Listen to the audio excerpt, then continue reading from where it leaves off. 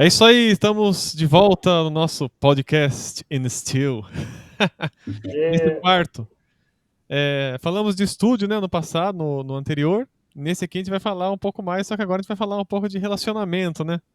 Aquela parte que a galera não sabe o que acontece por trás. Alguns até sabem que às vezes até sai na mídia, né? Sai aí em YouTube e tal, algumas coisas.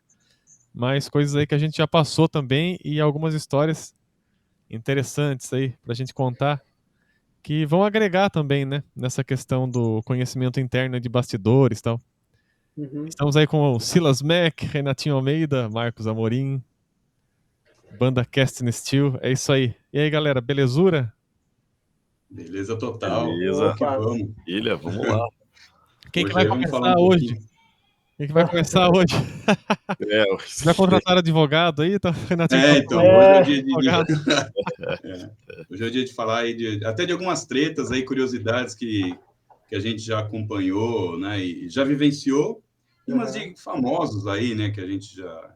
Existem algumas aqui históricas, né, no Hack Nacional é uma festa, né, velho, de tretas. Se você for procurar, né, procurar ver aí, né, existem algumas bandas que... Mas parece que era uma tônica, né, nos anos 80 e anos 90, né, a coisa da rivalidade um pouco mais acirrada, né, em termos, né, de falar da banda do outro, né, era uma coisa que isso acontecia também, né.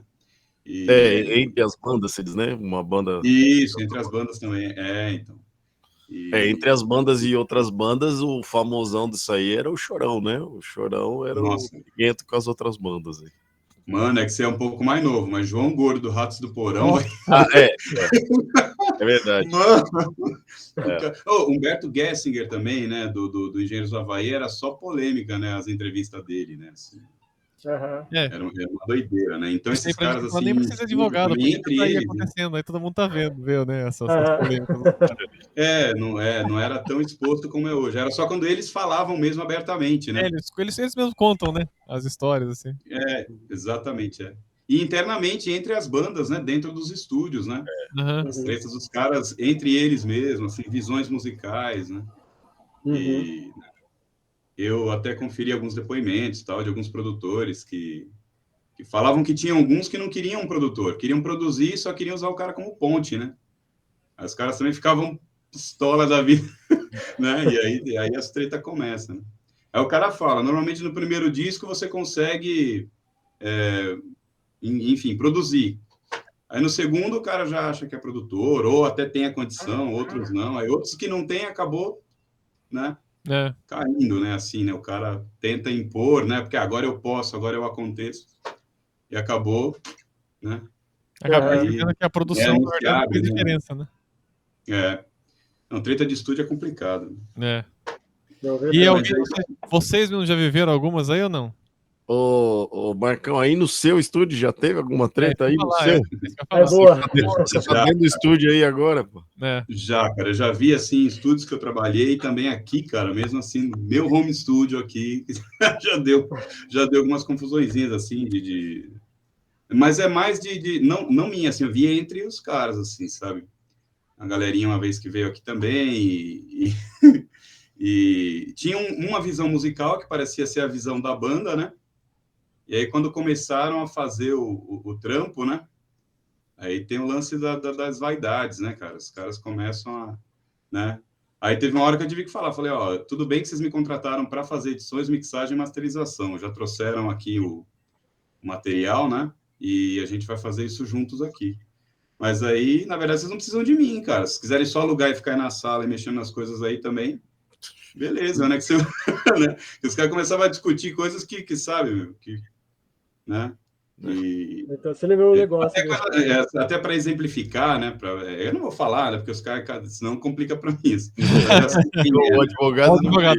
É verdade. Uma das curiosidades era assim, tipo, alguns instrumentos um pouquinho fora assim do sync, sabe? Às vezes coisa, né? Nossa, meu, aí tipo a discussão para os caras saber se isso, precisa ajustar, não precisa ajustar. Nossa, os bagulho. Falei, nossa, os caras querem sair na mão, por causa disso. Falei, velho. Né? Porque tem coisa que incomoda, mas tem coisa, velho, que é música, é arte, é humano tocando, entendeu? Claro.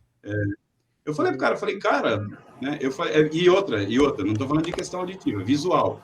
E o cara vê que no visual não tá gridado, assim, não tá. Sim, não. Falei, mano, tipo, ele quer ver ali, tá ligado? Assim, ele não quer isso aqui, por exemplo. Que é milímetro, né? Eu falei pro cara, velho, você vai gastar aqui horas e horas a mais de estúdio aí pra ficar quantizando isso na mão, cara, porque, sabe, esse tipo de coisa. Então, esse tipo de coisa zoom acontece. Exagerado, né? Vai dando zoom. Exatamente, cara, é uma coisa que... E musicalmente, não...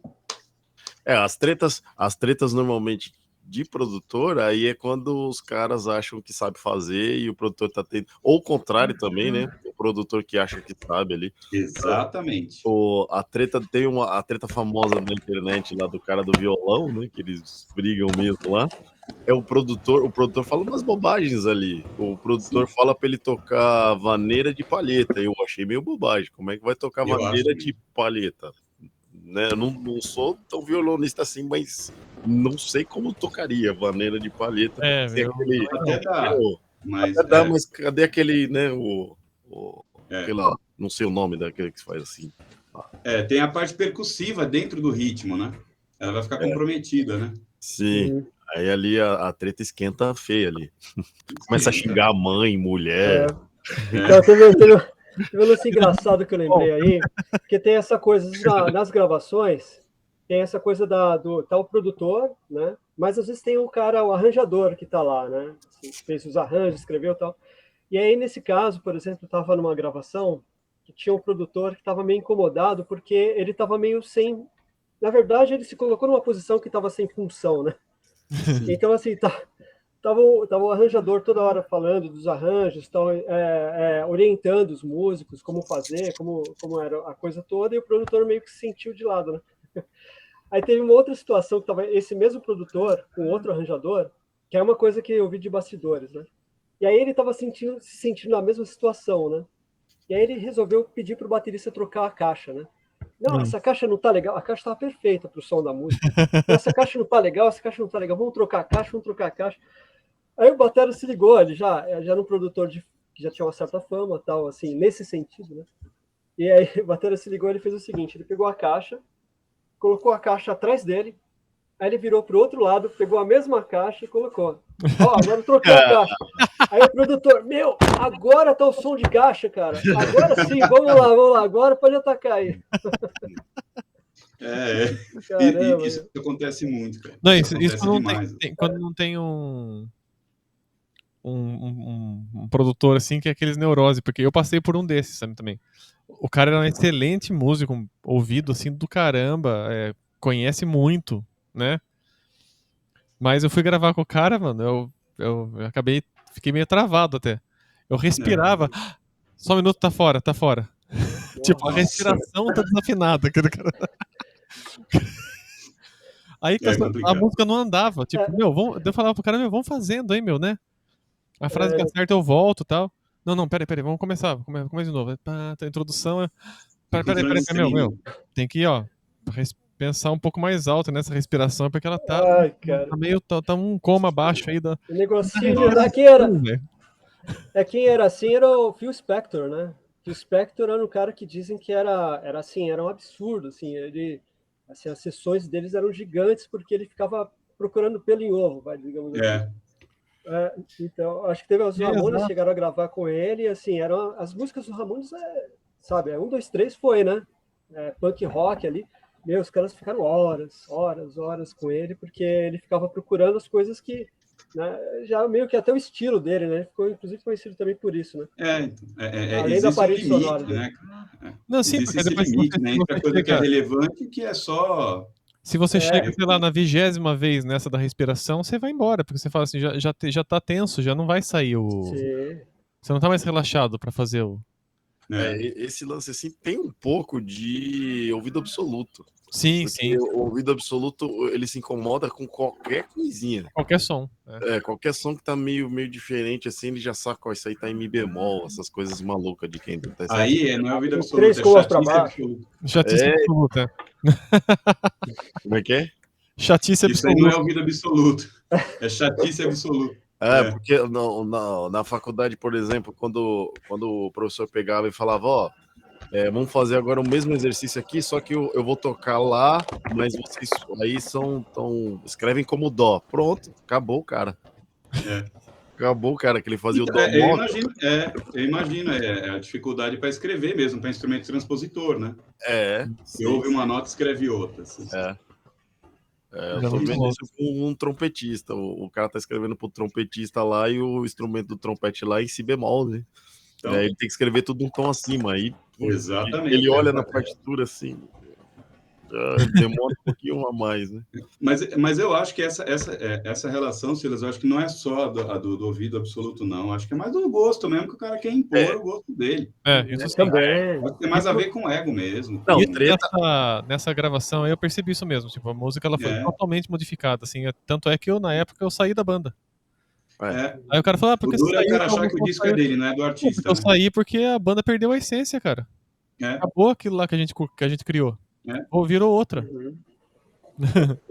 Pois é. Eu saí. Vocês já pegaram aqueles produtores que, tipo assim, essa música tá. Dá pra fazer essa música mais laranja? Ela tá um pouco azul, sabe? Já pegaram isso?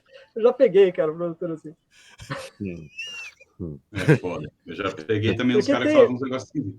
Então, realmente, tem o lance da frequência. Não, existe a frequência que gera cor, né? Às vezes o cara enxerga as frequências das notas como cor, né? Tem nota de cor, né? Mas é engraçado o cara falar isso, né? Agora assim, eu dei uma sorte, assim, quando, com o Davi Filho mesmo, nossa, o Davi para produzir, cara, o cara é muito top, velho. Davi é fera. Nossa, ele é embaçado. E outra, como ele é músico mesmo, na essência, de já tocou no palco e tal, um cara que tem essa vivência também, né? Ele tem uma linguagem que não é aquela opressiva, né? Raramente, cara, gravando com o Davi, ele fala assim, tipo, faz isso. Primeiro ele ouve o que você fez. Sim, ele analisa, né? Então ele falou, mano, o que você faria aqui? Porque é a visão do músico, né? Aí você vai, bom, sei lá, de repente isso, aquilo e tal. Aí vamos ver como soa. Aí ouve. E aí, de repente, acho que pode seguir esse caminho, mas tem esse aqui também. E aí vai, entendeu? Você fica mais à vontade, né? Deixa o cara voltar, exatamente. E o cara vai render muito mais, ele vai ganhar tempo. Isso. Ele vai otimizar o trabalho dele. Giovanni também, Giovanni Moreira também. Você conheceu, né, Asi? O Giovanni também era gente boa demais, assim. E além do que esses caras me ensinaram muita coisa, né, assim. Não é o tipo do cara...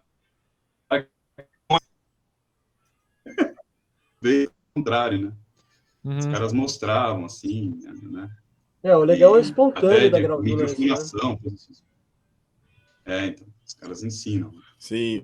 Aí não sendo a função dele, porque não é, ele tá ali para, né?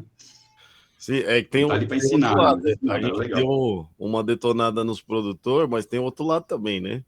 Tem aqueles músicos, o cantor, o músico, que também não vai, né? O produtor tá ali falando uma coisa certa e o cara não vai, né? Vai. Aí eu já presenciei, uma das tretas que eu presenciei foi do cara, mas o produtor também, ele, de novo zoando o produtor. O produtor também quis limar o cara ali na hora, e aí rolou uma tretinha, né? Porque o cara não conseguia, o produtor já perdeu a paciência, falou, não, vou chamar um amigo meu que ele vem fazer aqui. Só que uma coisa é você fazer isso num projeto que os músicos são meio contratados e tal. Sim. Outra coisa é você fazer isso numa banda, é diferente. Na banda. Na banda. Tem uma história, acho que foi até o Marcos que me contou do Kirk Hammett em relação Isso, o cara falando, se você não grava o solo, eu vou chamar quem grave, né? O cara o Kirk começou a errar tal, lá no Metallica, né? Aí o produtor falou, vou chamar o cara pra gravar um solo. Aí, chamou outro cara. Tipo, aí eu acho que foi o Hitfield que bateu o pé, não foi? Claro. Não, o cara é da banda, ele que vai ter que tocar o solo e tal. Então. E o produtor era o Bob Rock, né? Bob Rock, Esse disco aí parece que tem um documentário, né? Várias tretas. E esse foi, eu acho que o maior disco de Metallica de todos os tempos, né? Em relação a lançamento, tamanho de turnê e mais milhões, né, de cópias vendidas. Estourou até mais do que qualquer banda pop da época lá, né? Você vê, né, cara? E num trampo que estava em desenvolvimento, e essa fase foi uma transição até do estilo, né? Foi, Uma transição que os caras estavam fazendo. Então, se naquele momento ali, cara, eu entendo assim, mais falando de relação pessoal, se não fosse o próprio Kirk Hammett que gravasse tudo, cara, ele tava aí fadado a sair da banda, né? Porque o tamanho do desânimo ia ser tanto, né? De você ouvir aquilo e outra, vários riffs ali é do cara, né, velho? Enter Sandman, Sad But True, você pega... Criou tudo. Aí, né, tem que respeitar. E é legal que tem uma história do Lars, não tem? Em relação tem uma história do Lars em relação a andamento e tal, que ele que teve uma sacada. Tem. Até na Enter Sandman, o riff, né? Ele que fez o lance da repetição do riff, né? Repetição do riff, né? Andamento da Sad But True também, ele trouxe pra trás, não é uma coisa assim? Sim, exatamente. Os caras fizeram um lance doideira, né? Mas tem nos primeiros discos lá do Bon Jovi também, que o Tim Pierce gravou, né? Umas guitarras. Sim. Né? Embora o Rich Sambora seja um cara super top, mas alguns solos lá, para não dizer todos, né? Não sei, né? Dizem que é todos, mas aí teria que fazer uma averiguação, mas aí é o Veloso lá, Renato, não manja mais. Dizem que o baixista também, o Alex lá, o que faleceu, inclusive, há pouco tempo, né? Que era o de palco, né? Não era ele que gravava os baixos, era o McDowell, que é o cara que tá tocando no palco hoje, né? Dizem que todos os baixos foi ele que gravou. No estúdio era ele, ele era mais firme e tal, no clique e tudo mais.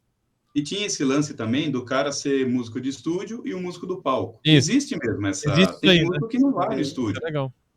Entendeu? Tem músico que não... Aí ele aceita de boa, assim, fala, não, outro cara grava porque eu realmente no estúdio não é a minha. Vou render no palco mesmo. O palco vai ser legal. As tretas, quando a treta quente, esquenta mesmo, é sempre ego, né? Se o cara consegue ter humildade e falar, não, no palco eu vou, mas no estúdio não vou, esse cara já não brigaria de jeito nenhum, né? Exatamente. Mas as pessoas às vezes têm, quando você tem já é pré-determinado a sua linha pré-determinada a linha de pensamento e você não abre a possibilidade de novas teorias, de novos conceitos aí entrarem na sua cabeça, tudo que você ouvir vai ser estranho, o melhor que seja, né? Porque a gente é condicionado a aceitar aquilo que quer, né? Aí quando você não quer, você não vai aceitar, porque você não quer, não é nem porque é bom ou ruim, né? É que você não aceita a outra visão. Né? É verdade. Aí na música é difícil, cara, você tem que se abrir, né? Tem que ouvir várias vertentes, né? Às vezes quando um cara fala assim, pô, de repente um elemento de forró nesse rock and roll aí, será que tem muito cara que torce o nariz ouvir um negócio desse? E é uma coisa que virou aí para várias bandas, né? Sim. Entendeu? Aí nesse caso, por exemplo, um produtor bem preparado, é importante porque ele que vai dar, né? Ele vai pegar o material bruto, vamos lapidar aqui, vamos ver qual o caminho que vai ser melhor para esse trabalho. Isso aí, se o cara também, se a banda ou o músico se propôs a isso, porque assim, se o cara, eu vou chamar um produtor para fazer o disco, o cara tem que entender que o cara vai, senão não contrata o cara, né? É igual o Marcão falou, pegou os caras aqui e começaram a brigar por causa de coisa, então não precisava do serviço dele. Né? Porque isso é coisa que ele tinha que decidir aqui. Sim. Tá ligado? É questão técnica, né? Não é artística. Exatamente. Às vezes acontece de até produtor, né, que tem o trabalho autoral, e às vezes ele prefere chamar um outro cara, justamente para ter aquela visão de fora, né? E dirigir o trabalho. Acontece também, né? Eu, particularmente, não gosto de precisar editar, mixar, masterizar e gravar. Todas as etapas é um direcionamento, né? Sim. Não tem como, né? Aí, assim, o que passou na edição vai passar na mixagem, velho, porque se já passou do meu pente fino aqui, vai passar do outro, né? Embora a tendência seja cada vez mais essa, né? Os trabalhos serem unificados, digamos assim. Unificados, né? É uma tendência mesmo, né? De mercado mesmo, né? Sim. Ser tudo centralizado numa pessoa. Tá tudo virando meio pocket. Mas é muito por causa né? De grana, né? Grana, velocidade. Sim, dá uma enxugada assim, total, né? Então, você dá uma, né? Porque tem nego lançando um single por semana, né? Não que tenha qualidade, isso aí. mas tem. Né? Não, e tem muitos com qualidade também. Tem. Agora esse é engraçado, esse lance da qualidade sonora, né? Uma vez eu vi uma entrevista, acho que foi do Moog, Como que é? Esqueci, um produtor brasileiro até. Que ele estava comentando que ele era um dos caras que mandam bastante trabalho pro Grammy e tal. Ele estava falando que existe assim a boa música e existe também um evento de áudio. Ele usou esse termo, evento de áudio. Evento de áudio. É interessante. Que é quando você chega numa qualidade de áudio que é aceitável em qualquer lugar, para tocar na rádio, para tocar assim, mundialmente falando, né? Para ir para um lugar como o Grammy, né? Porque às vezes você tem uma música muito boa, mas às vezes ela não está bem gravada. Aí você não consegue chegar a esse patamar, digamos, como ele usou esse termo, de um evento de áudio, digamos, né? Então é legal, às vezes, por isso que às vezes a gente vê músicas não tão boas, de não muita qualidade de letra, às vezes até de composição, porém elas são um evento de áudio, falando do áudio em si, né? É por isso que elas vão tão longe às vezes, né? O áudio é mercadológico, vira mercado, né? Vira mercado. E aí esse áudio vira referência para outros, aí você vê um monte vindo de produção. Fica meio que igual. Ctrl-V, né? Falando nisso, evento de áudio, o Beatles não estaria. Tem muita música do Beatles que é muito estranha, assim. O áudio. Então, mas porém, é estranho para hoje. Então, hoje, para a época, isso que eu tô estava falando. dentro do evento. Eu acho que hoje, na época. Hoje eu acho que não rolaria, mas talvez hoje eles fariam o que é hoje. Não há dúvida, não há dúvida. Até por isso, no caso dos Beatles, estão rolando os relançamentos remasterizados. Isso. E às vezes até remixados. Por exemplo, Sgt. Peppers chegou a ser remixado até para chegar justamente no que as pessoas estão acostumadas a ouvir hoje. Se ouviu de hoje, ouviu da época, você percebe bem a diferença. Só que hoje em dia tem uma coisa também que mudou um pouco essa sinopse aí. Hoje você faz um trabalho, por exemplo, que a gente faz aqui, a entrega já é direta para o público. Antes não. Você tinha que chegar nos padrões de mídia que tinham esses aspectos aí. Ou tá nesse padrão meu ou eu não toco. Hoje, se o cara não tocar, beleza, amigo. Põe no YouTube, vai chegar nas pessoas. Exatamente. Mas se tiver com... existe um... Tem um padrão. Assim, pode até ter um padrão, né? Porque se tiver muito ruim de se ouvir... não. Não vai. Mesmo as pessoas não vão... E é engraçado que o muito ruim de ouvir, né? Até onde é o muito ruim de ouvir, né? Exatamente. Tem gente que cara, porque se você pegar até, procura no Spotify, às vezes, versões dos caras com violão e voz, puta tosqueira, velho, tipo, em termos de chiadeira, e milhares e milhares de pessoas ouvindo aquilo. Hoje em dia, eu acho que isso aí já deu uma... É relativo, né? É relativo. Não, você também lembrou... Existe um padrão mercadológico lá, que é aquele padrão americano, que todo mundo tá mixando com os médios na frente e tal. Em relação à voz, pelo menos, né? Sim. E é uma coisa até da voz do americano, né? Na língua, na verdade, né? A língua exatamente, da linha esse cara. É uma projeção mais média, já é uma projeção mais média mesmo. Então, como aqui no samba é mais... Porque aí trazem, né? Essa aí mais pra suave, todo mundo, né? O cara alemão, que tem uma projeção funda, né? Lá no palato mole lá atrás, meio pra dentro, assim, eles mixam pro médio. Aí a articulação fica estranha. Na verdade, quem trouxe foi o aparato tecnológico e não a voz da pessoa, né? Tanto que é uma coisa não muito midiático. Você saiu do inglês ali, só tem o espanhol. Você não tem na mídia, assim, um alemão, uma música alemã estourada. Nem que seja alguma. Francês tem. Francês tem algumas, é verdade. Mas o francês eu acho que ele migra aí pro médio também, não sei, tô falando aqui. Mais ou menos, viu? O som é diferente. Não é tão anasalado, não. Mas eu não sei se um artista, por exemplo, aqui, né, em todos os lugares do mundo, né, teria que não fosse da língua americana, assim, para lotar estádios em qualquer lugar do mundo, assim. Sim. E essa proporção de artista, aí não sei, cara, o inglês é complicado. Não, é o inglês que é o, digamos assim, o universal ainda nessa... É mais universal nesse sentido, né? Mas a tendência de timbragem... Hoje, cara, o que eu vejo assim é as tendências de volume, cara, que estão indo a um lugar que eu não sei onde vai parar isso aí, velho. Ainda continua, né? Continua, cara. Você tem que cada vez subir mais volume, mais volume. Eu falei, pra quê, meu Deus do céu? Você vai tocar onde nesse volume absurdo, né, cara? Né? Não tem assim, você vê as trilhas, elas são assim, né, cara? Não exatamente. Tem respiro, não tem, né? Você não pode onda, mais ter exatamente, picos a onda. assim de dinâmica que são interessantes, porque o volume está tão alto que fica imperceptível. Sim, Entendeu? A dinâmica, tipo, você iguala tudo, né, meu? Faz aquela achatada, né, né?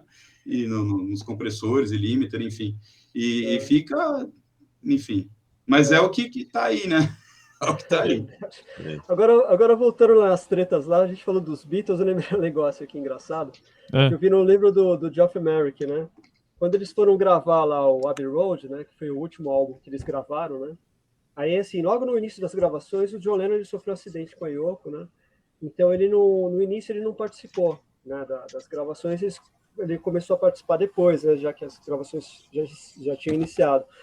E aí, numa situação, estava o pessoal do estúdio, aí de repente chegou um case enorme, né, no estúdio e tal. E aí até ele comenta, achou que fosse um instrumento diferente que o George Harrison, que ele sempre trazia uns instrumentos diferentes, inclusive ele adicionou lá o sitar, né, que é indiano, nas gravações, que é um instrumento grande, ele já imaginou que era alguma coisa nesse sentido, né? Aí tudo bem, aí foram desembalar, né, tirar o que estava dentro do case, adivinha o que era? Era uma maca. Como assim? Porque a Yoko Ono, depois daquela teve relacionamento com o John Lennon, eles ficaram juntos o tempo inteiro, né? Nas gravações e tal. E aí ele já estava recuperado do acidente, ela tinha que ficar na maca ainda. Então levaram uma maca para dentro do estúdio. Para ela ficar no estúdio acompanhando as gravações, né? Que coisa, né, cara? E deu treta isso aí ou não? Ele não comenta, mas eu imagino que o George tenha ficado, porque o George que ficava mais pé com essas coisas assim, né? Eu imagino.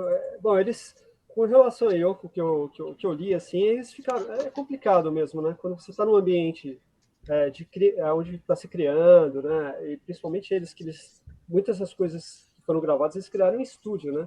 Sim. Então, assim, é complicado, às vezes, quando tem alguém de fora do processo, né? Né? E aos pouquinhos ela foi tomando, né, ganhando forma. Não ficou tão de fora assim, né? Começou a opinar. Exatamente. Então, não que ela, assim, enfim, falando do final dos Beatles, não que ela tenha sido responsável, né? Lógico que não, mas assim, com certeza foi uma das coisas que ali, além de outras coisas, entre convivência, mudança de empresário que eles estavam na época, lá, tinha morrido o Brian Epstein, eles estavam procurando outra pessoa, vários conflitos que estavam rolando ali, né? Mas talvez tenha sido um dos, né? Com certeza isso influencia, né? Falou também de uma coisa assim, eu lembrei de uma outra treta, falando de influenciar tal, assim, sobre uma gravação do West Side Story, do musical, do Bernstein. Ele foi fazer, o Bernstein é um compositor do musical, né? West Side Story. E ele contratou uma equipe, uns cantores do Metropolitan na época, lá o Metropolitan Opera House, né, que é lá de Nova York, tal, uma casa de ópera, né, que na época tinha os cantores ali da época era Plácido Domingo, José Carreras, enfim, esses caras aí da ópera, né. E ele chamou o José Carreras para gravar o papel, né, do herói lá, digamos assim, né, do West Side Story. E isso tem até no YouTube, se não me engano. Tem uma cena que ele tá gravando aquela música bem famosa, Maria, né? Do West Side Story. Maria, Maria, né? Todo mundo conhece e tal. E aí tem um agudo, tem um si bemol. E o José Carreiras, ele tava, tipo, fez uma, ele foi até pra frente, assim, deu aquela, né? Fez a nota e tal, o Bernstein parou. Não. No meio da gravação. Não tá bom isso aí, tipo, mas deu uma cutucada no cara. Aí o cara chegou, não, mas é que... Ele falou, não, eu preciso fazer separada essa nota. Eu preciso cantar como tá gravando mesmo, pra ela sair mesmo, assim, legal, né? Eu faço a melodia, chega nessa hora, eu paro, continuo, aí eu só faço o agudo nessa hora. Eu Bernstein, não, vai fazer... vai fazer aí, na melodia. Não, mas se você for fazer, não é uma gravação? Dá pra fazer, tá? Não vai. Cara, os caras discutiram tanto que ele saiu da gravação e bateu a porta, assim, ó, pum! A orquestra lá, todo mundo ficou parado olhando, assim. E essa cena tem no YouTube. Olha que legal. É uma cena assim que daí o Bernstein lá, porque o Bernstein o cara era meio cascadura, assim, né? Maestro tem essa coisa, né, de ser um pouco... mais rigoroso, né? Maestro. Tal. Os maestros. Os maestros, Tem maestro, né? Eu conheço muitos maestros muito legais, muito gente finos, assim, né? Mas Bernstein Também, a parecia ser maioria. mais cascadura, assim, né? O jeitão dele. E era a Mas eu já composição conheci, dele, né? Então, eu já vi alguns assim. Eu gostava de assistir os ensaios, cara, né? Da é. USESP, na época da OLM, lá eles deixavam a gente às terças-feiras, né? Tinha 30 vagas lá para assistir os ensaios, eu ia lá assistir, cara. Que legal. Era uma relação complicada mesmo, né? Os maestros lá da época, lá, um em especial era bem rígido, assim, né? Uhum. O Mas- LM não, a Sala São Paulo ali, o Zesp, tem essa fama de maestro tem que chegar lá, tem que ser mal, né? Na verdade, mas- quem criou essa vibe foi o Nashling, né? John Nash. Nashville. Ele que depois que ele assumiu o cargo lá, ele que levantou, né, a Sala São Paulo. Ele foi meio que administrador junto com o maestro. E ele era cascadura. Ele era chatão. Em relação aos músicos, assim, né, era bem rígido, né? É. Mas eu até acho que ali nesse caso Mas a o função chatão que eu do digo assim é a maestro coisa de ser bem incisivo em relação à execução musical, né? Exatamente. Eu lembrei até de uma situação aqui. Tem uma peça, eu não sei se é Mahler, não sei, mas assim, eu não lembro agora. Eu sei que assim, ela só tem de percussão, ela tem, eu não sei se tem, não lembro agora, mas assim, eu lembro que de percussão tem uma pratada só, uma pratada. Né? Uma. Esse cara dorme, né? Aí o cara tem que contar lá, sei lá, 60 compassos, aí Ah. chega na hora dele, era a hora da pratada, né? A minha Agora imagina você com um maestro como esses, assim, que são muito rígidos. Aí o cara dá O cara aquela fica- olhada, você vai dar a Cadê, pratada, putz, passou a pratada. Não pode. Guarda os pratos e vai embora, né, meu?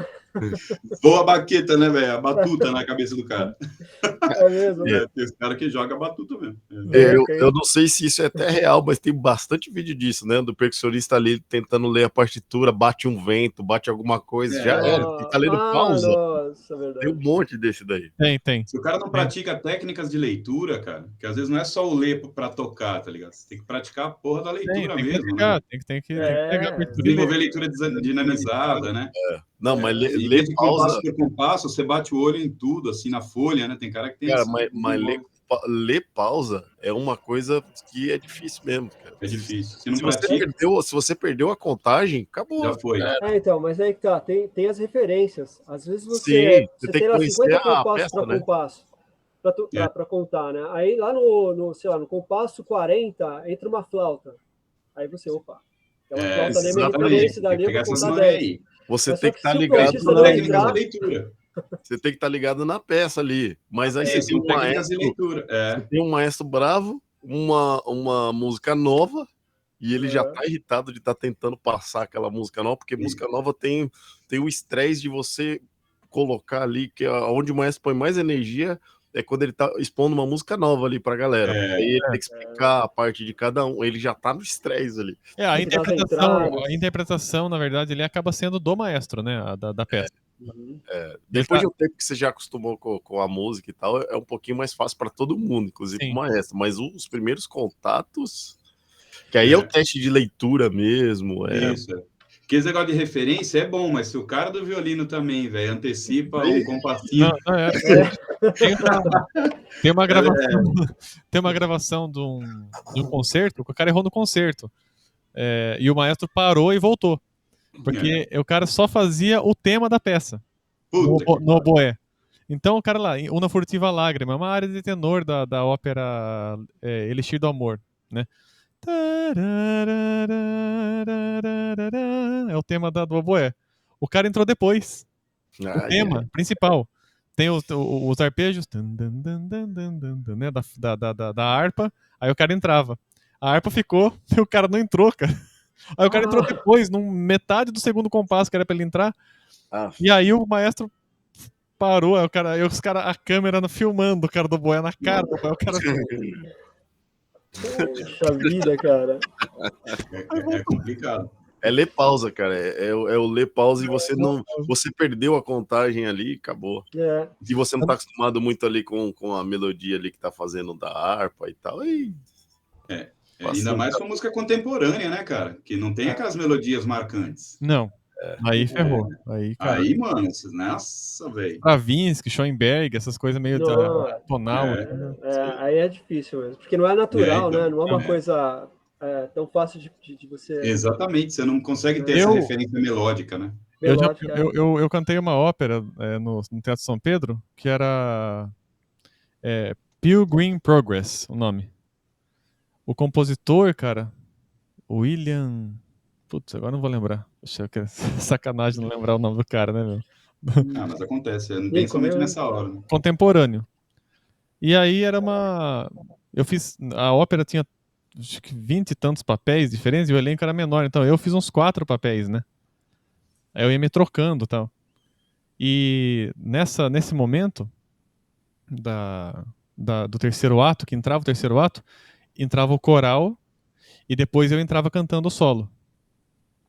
Né, para começar, eu tava no bastidor que não tinha não tinha camareira para ajudar, né? Nessa época aí, né? Que era muita gente e tal, trocando e tal.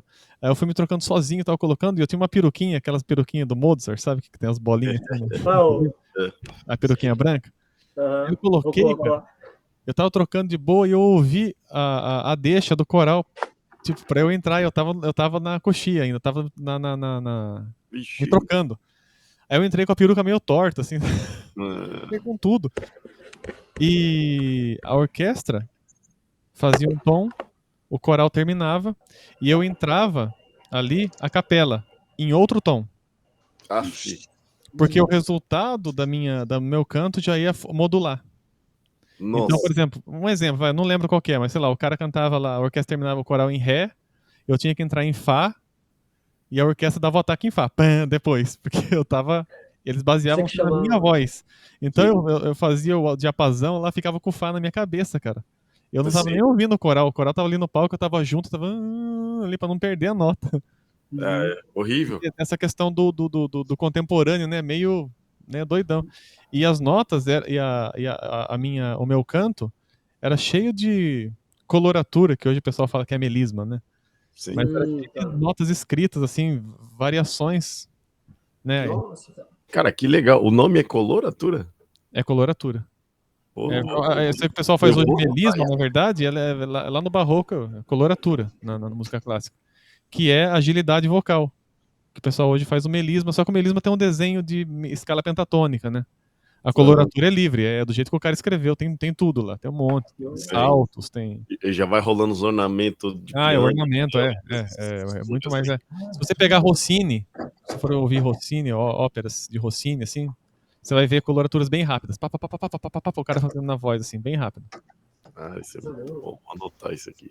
Interessante. Mais uma. Legal, também não conhecia. Você puxou aí, agora vou continuar aqui do gospel. O gospel eu amo esse negócio de falar de melisma, né? Melisma, o gospel ama com força. O melisma, até onde eu sei, assim, eu não sei, eu posso estar errado, mas Steve Wonder que veio com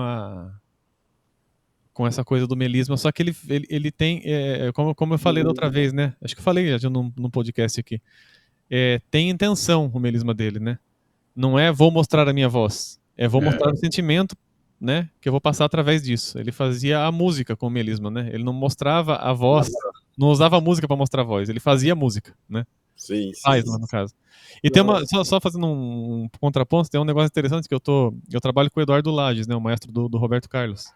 Ele contou uma história para mim uma vez que ele foi gravar nos Estados Unidos um disco do Roberto Carlos.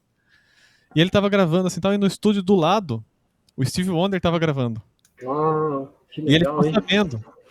Ele falou, pô, o Steve Wonder tá gravando aqui do lado? Tá gravando aqui do lado. Aí ele foi lá, conheceu o cara. Ele viu o Steve Wonder gravando Overjoyed. Eita! Cara... Ele participou da gravação, cara. Que incrível. Overjoyed. Ele olhou, caramba, né? Steve Wonder conversou com ele e tal, rapidinho assim. E o cara tava gravando Overjoyed, cara. Porra, Steve Wonder é uma das maiores referências aí, velho. Sim, geral. Vários segmentos, assim. Principalmente questões de harmonias em...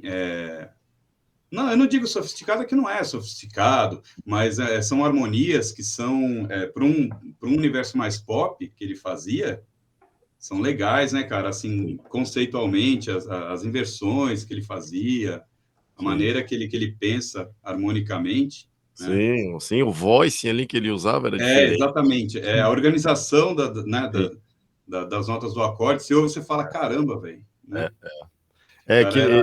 Tem uns vídeos dele tocando jazz, assim, muito bom. Ele tocando bateria em pé, assim. Uma musicalidade... E cantando. Uhum. É algum festival maluco, assim. Inclusive, eu falei do Eduardo Lages aqui agora, eu vou, né? A gente vai convidar ele aqui para participar de um podcast. É legal. Tem pouca história, né? Tem pouca história, né? O cara atravessou o mundo aí, né? Regendo do Roberto Carlos, né? Há 40 anos, mais de 40 anos, ele tá trabalhando com os arranjos e composições, então, vários artistas gravaram, né? As músicas dele. Sim. Tem bastante história para contar, de repente. Ele deve saber de algumas tretas também. Com certeza. Ele já contou algumas, inclusive, para mim. Eu não lembro agora, mas a gente vai falar. Do gospel que eu vivenciei, eu não vou nem falar das que eu não vivenciei, das que eu vivenciei, teve uma que o cara não conseguia gravar de nenhum o baixo. O clima começou a esquentar tanto que, para quem acredita, ele começou a mudar a voz, cara. Começou a mudar a voz, rolou tipo, pô, esse cara tá meio possesso. Porque ele não conseguia gravar, o clima esquentou e os caras lá discutindo com ele começou a falar meio grave, o pessoal já começou a olhar estranho. Aí ele foi tocar de novo, a mão já tava dura. Já fez. Aí ele parou, assim, começou a olhar com a mão, começou a tremer, tiveram que chamar o cara que cantava, assim, no grupo, falar, acho que ele não vai poder gravar, não. Aí o cara do que cantava falou, não quero saber, e saiu. Aí o produtor, que ele era um pouco pastor, assim, da turma, foi lá orar pelo cara. Aí o cara relaxou. Aí o cara relaxou, mas até então o clima tava muito quente. Se não é o produtor falar, não, vamos orar. E era um negócio de crente. Ainda bem que tinha um ali que resolveu levar pro lado, assim. Então, aí não é negócio de crente, vamos fazer um negócio de crente aqui. Aí ele resolveu orar lá, orou pelo cara, o cara conseguiu gravar. Mas isso foi tipo umas 4 horas ali para conseguir gravar. E era uma música ali que ele foi gravar que não saía, travou e tal, e não vai. Essa não chegou, aí a outra também, essa eu tava no time, assim, eu não tava presente no momento, mas eu tava no time. A outra também que eu tava no time e também não tava presente no momento foi do produtor que era baterista com o cantor. Aí começa ali a briga de ego. Não sei o que, é assim que tem que fazer. O baterista, não, vou fazer assim. Mas eu que sou produtor, não sei o que. Aí o cantor falou, mas você produziu quem? Essa frase começa. Já chamou pra briga, né? Aí o outro começou a produzir não sei o que, começou a dar a lista dele, mas ele falou, não sei porque eu tô te dando satisfação, você não afina uma nota. Aí o outro esquentou, foi meio pra cima da bateria lá, aí os dois ficaram de pé, aí foi a hora que eu consegui chegar, que foram chamar, estão tretando lá, vai lá. E aí eu fui lá, que eu tava junto com o cara que tava produzindo, eu era muito amigo do cara, né? Falei, ele tá brigando, vai lá. Aí eu cheguei lá, os dois estavam de pé. Aí o baterista falava, não põe a mão em mim, não põe a mão em mim.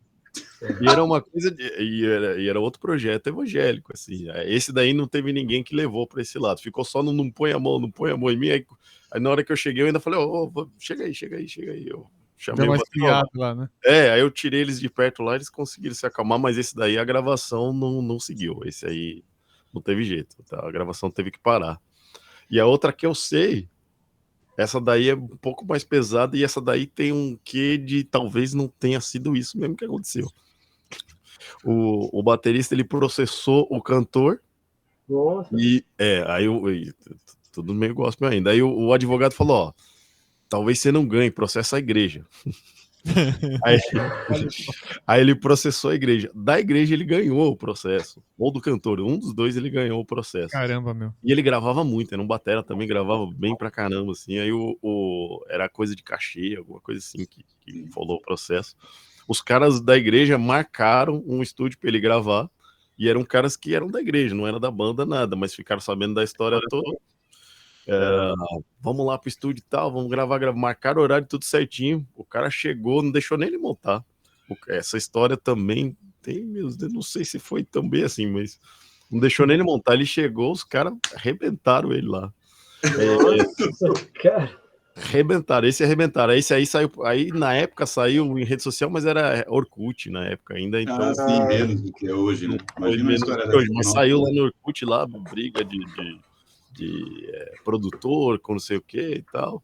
Deixar a carne falar mais alto, né? Essa daí foi a que chegou nos finalmente, que eu sei. Deve ter muitas outras aí. Deve ter. Porque o ego é muito exacerbado, assim. Muitos têm esse problema de ego, né? E sabe que é duro? Não adianta.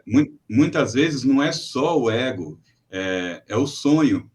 E às vezes, quando você vê a coisa acontecendo ali que não é tão da maneira que você imaginava, ou às vezes até o resultado final, às vezes o cara, né, imaginava que a música dele, né? Aí quando ouve ela pronta, aí, mas não era bem isso, não sei o quê, mas muitas vezes, entendeu? N elementos podem ter feito que não ficou da maneira que o cara imaginava. Uma delas é a música realmente não ser tudo isso.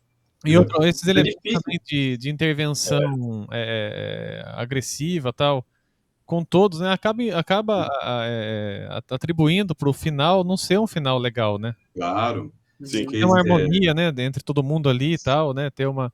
Se vai achar que vai pegar mal, deixa o cara ir sozinho no estúdio gravar a parte dele e vai embora, né? Mas aí eu fico imaginando. Só rapidinho aqui.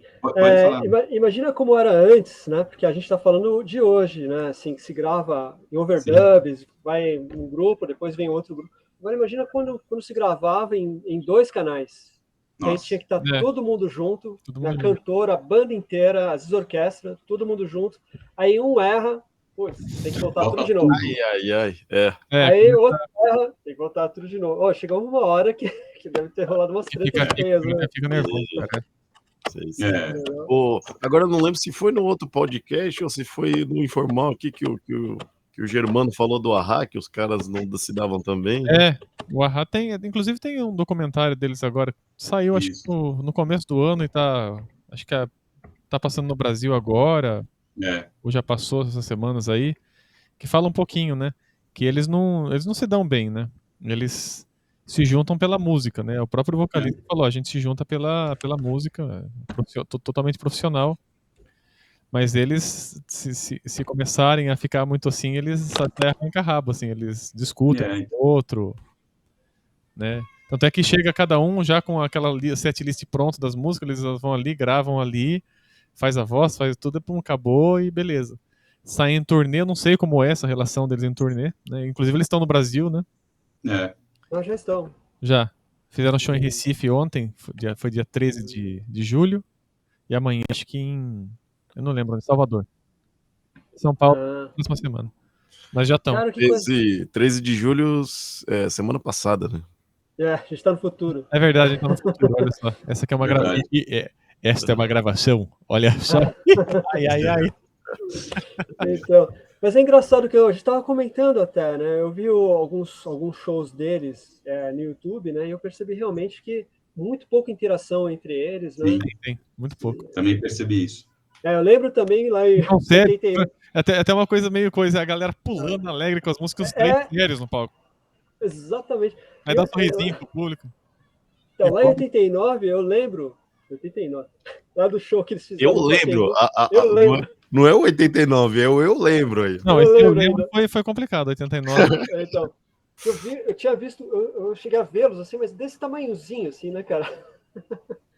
Eu tava muito lá atrás, né, cara? Nossa, foi o primeiro show que eu acho que foi na apoteose, né? De estádio que eu tinha ido. Mas, cara, era tão pequenininho os caras, bicho, porque na época não tinha telão, não tinha nada, né? Era escuro, né? A iluminação do palco não era tão clara. Não era essas coisas, então você é meio pelo som só, né, cara? Então, imagina que nesse momento eles estivessem com uma interação melhor, né? Começo, né? Tem uns vídeos, né, desse show aí. Você vê que eles estão ali bem mais agitados, tal, assim, um com o outro e tal, né? Hoje... começo, né? Talvez as primeiras viagens, assim, Brasil, essas América do Sul. Sim. Acho que o Brasil foi a primeira vez, acho que 89. Então. Mas é um lance doido mesmo. Isso tudo que a gente falou, cara, dos lances dessas relações pessoais, de tretas que a gente já sabe e as que a gente já vivenciou, né? Mas aí, pelo menos no meu caso aqui, a maioria das que eu... pesquisando e também as que eu já vivenciei, né, é mais pela a pessoa que está ali sendo, por exemplo, que eu tô produzindo um cara ali, estou meio que conduzindo uma gravação de um cara ali, né, e essa reciprocidade, né, dele aceitar a minha visão e eu aceitar a dele, né? E um outro lado também é saber se aquela pessoa, eu acho que existe isso, as pessoas falam para mim assim, tem que saber se o cara aceita melhor, se ele rende melhor através da crítica ou do incentivo, né? Eu nunca conheci ninguém que reagia bem à crítica. Então, na verdade, o incentivo Eu nunca conheci uma pessoa que reage, ele não reage bem, ele fica ferrado da vida e vai, entendeu? Sim, e a crítica, na verdade, tem que ser assim, ó, cara, a execução tá legal, tal, tudo assim, mas sabe esse pontinho? Será que não dá pra gente, tipo, sabe, é uma coisa que você tá incentivando o cara, mas você tá, porque não tem por que ficar criticando, cara, você sabe que eu acho que isso nem é crítica, é uma condução do trabalho. Não é condução do trabalho, aí não... É o que você falou do Davi, otimizar seu tempo, fazer o cara render o melhor dele, né? Isso. É outra... Não, se você vê no esporte, a maioria das motivações e os motivadores do esporte aí não é criticando os caras. Não é mais, né? Já foi, né? Então, em algumas culturas ainda é, né? Na base do chicote. Sim. Mas não dá para dizer que essa é uma maneira viável de se tirar algo de positivo, né, através de uma crítica, às vezes até pessoal ali, né? Não é nem uma coisa né? Sim. Porque acontece, às vezes, você vê uma pessoa que às vezes não está em condição mesmo de fazer aquilo que ele está se propondo a fazer. Isso acontece. Entendeu? Aí eu acho mais legal não ser crítico, ser realista. Falar, não está dando certo, vamos fazer, ouve para você ver, entendeu? Mostrar, né? E ver se o cara tem essa percepção, né? Aí deve mudar a linha, fazer uma coisa mais dentro é difícil, né? Lidar com pessoas, né? É difícil, né? Complicado.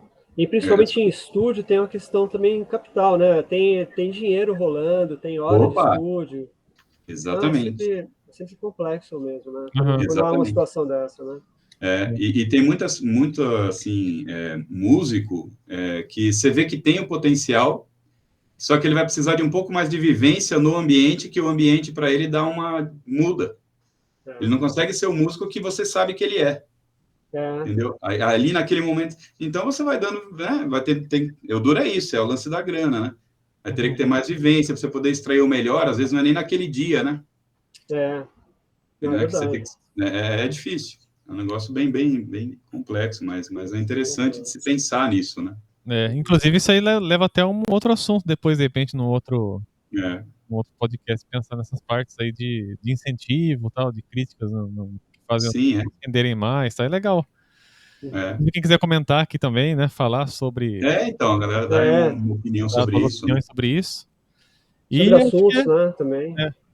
E acho que é isso aí, minha galera. Acho que se a gente for falar de todos os casos aqui, a gente vai fazer um podcast de... Eu queria só acrescentar mais um caso engraçado aqui. Vai lá, fazer o fechamento com o Renatinho. Fechamento. Foi aconteceu comigo meu, ele tava no Rio gravando, e é engraçado que cada lugar tem alguns termos que mudam, né? Por exemplo, sei lá, vamos falar da bateria. Tem o surdo da bateria, que a gente chama de surdo aqui, mas já fui fazer trabalho no Sul, no Rio Grande do Sul, por exemplo, lá eles chamavam de lateral, né? É outro nome, né? O chimbal, hi-hat, caixa, tarol e assim por diante. Então ele foi gravar no Rio e nessa época, geralmente o baterista que mandava o metrônomo, né? O metrônomo é o clique, né? Que vai dar a condução para todo mundo gravar junto, né? E aí ele tinha montado todo o sistema dele, montado a bateria, e aí o técnico de som, solta o Jorge aí, meu! Solta o Jorge! Ele, caramba, Jorge? Que papo é esse de Jorge? Solta o Jorge aí, meu! Aí ele foi perguntar, o Jorge era um metrônomo, cara. Nossa, velho. Aí por que, Jorge? Aí disseram, aí não sei se é lenda, se é verdade mesmo, que o Jorge Benjor, né, há anos atrás, quando ele gravava, ele que conduzia o andamento. Então ele pegava um cowbell, né, e ficava tocando o cowbell, que ele queria que o andamento fosse daquele jeito. Aí todo mundo depois gravava em cima do que ele tinha, da condução que ele tinha deixado gravado. Aí ficou o Jorge. Mas esse recurso dele aí já conheci outros caras que faziam também. Do cara querer que a música soe exatamente daquela maneira que ele... Aquele andamento, aquela velocidade. Aquele andamento, ele que era o... É legal isso também. Eu que o maestro ali conduzia. Embora hoje isso não... Putz, cara.